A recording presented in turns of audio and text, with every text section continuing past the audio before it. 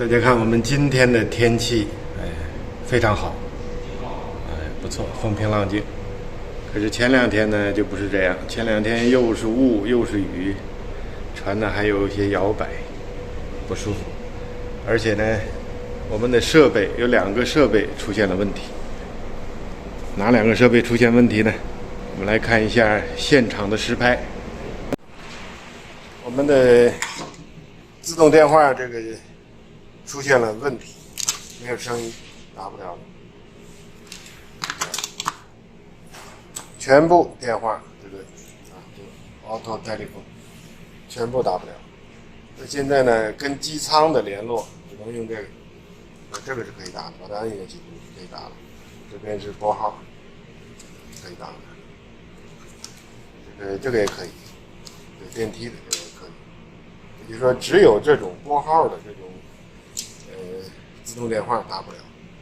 那么它的交换机在哪里呢？这个是在这个房间，这个里面，在这里面。刚才呢，轮机长、大管轮也都来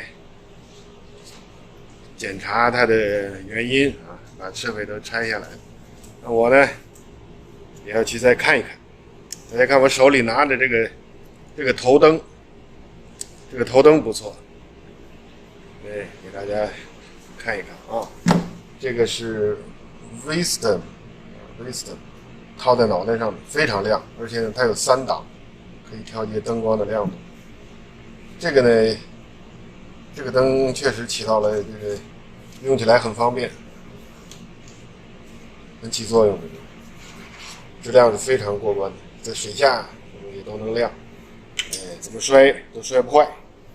这个确实是我看它的那个这个说明书有那个影碟嘛，那里面汽车压过去都没关系，都压不坏的，经久耐用。可以说你买这一个，你几乎你只要不丢，只要不丢掉，不被人拿走，你这个就可以一直用下去。这个灯，我们来试一下这个灯啊，戴在头上，把灯打开，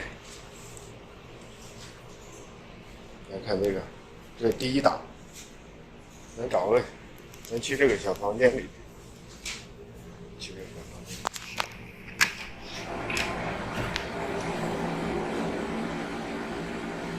这个灯在哪？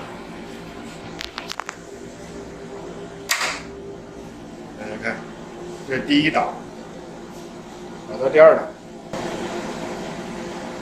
又亮了，然后第3档，第3档太亮了。这是关闭第1档，我们用第1档，用第2档，第2档足够。这个呢，就是它的这个自动电话交换机，在这里。这灯太亮了啊，太亮了。那第1档，刚才轮机长已经把这些什么主板吧都给拆下来了。有个地方烧，掉，但是倒了也没有备品，只能说申请。把这主板子都放在这里，大家看，都放在这里。我们可以明显看到这个，大家看烧掉了，知道吧？黑乎乎，就已经烧了。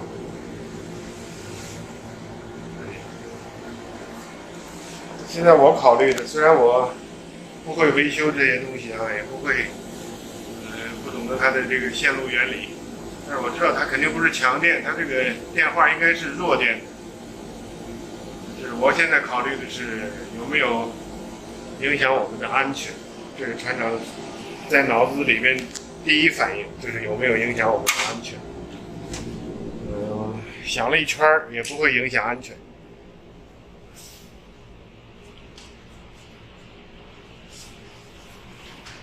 这个灯啊，是在想买的话就是深圳，它深圳有一家分公司，可以登录它的网站。这个灯好像$100多吧，也不贵，但是非常耐用，经久耐用，质量绝对过关，好东西啊，这是好东西。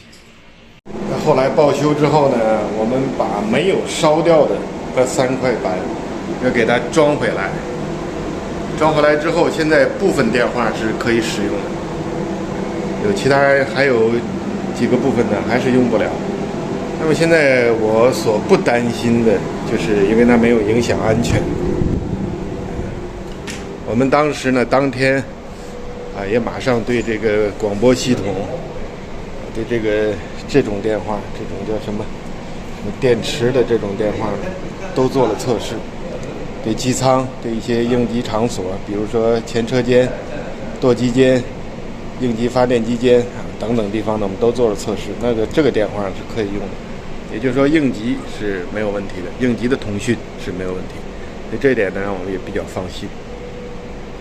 第二个出现问题的呢是船员上网的这个网络，不是船上整个网络啊，我们收发邮件啊，然后与公司之间的数据传输啊，这些都没有问题，只是船员上网的这部分出现了故障，出现了问题。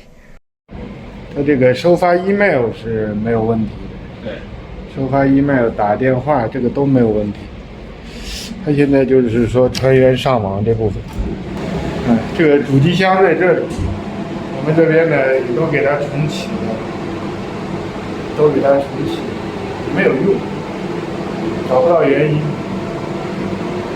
下边的那个 WiFi 也重启，也没有办法，现在就是向公司来申请报修吧，看看有没有技术的支持。另外这几天播钟，连续的播钟播的是确实很难受，我现在咖啡都不敢喝了，我有好几天没有喝了。一闻到这个味道我就想喝，可是不敢，喝完了更加睡不着了。昨天晚上睡不着，失眠，直到早上5点半我才睡觉。好几天没上网了，没有上传视频了。所以当船上的设备出现故障的时候，船长是很焦虑的。那么他的焦虑呢，其实来自于2点，一个就是船舶的安全，航行的安全，你不要影响我的安全。第二个焦虑呢，来自于你不要违背任何的法规、公约还有当地的一些个规定和要求。你比如说这次我们过巴拿马运河，过河之前都会上来一个检察官，他要检查很多项目的，比如说这个视线呢、操作灯啊，还有那个天线的位置等等啊，这个不一一列举了，但是不包括电话的这一项。所以船长呢，他考虑的设备故障，船长的考虑呢，主要基于刚才所说的那2点。那现在这个电话呢已经部分恢复，这个网络也一样，网络呢现在已经全部恢复了。